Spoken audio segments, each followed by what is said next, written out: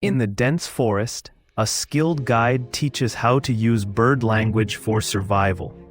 Observing the distinct calls of the chickadee, he explains it's a signal of nearby threats, warning of approaching danger. Not far away, the melodious songs of the cedar waxwing lead to a feast, ripe berries that are safe to eat.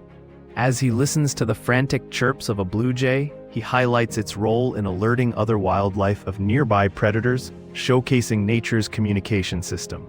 By understanding these subtle messages, adventurers can navigate their environment wisely and increase their chances of survival. This mastery of bird language transforms ordinary hikes into enriching experiences, connecting them deeper to the wilderness they explore.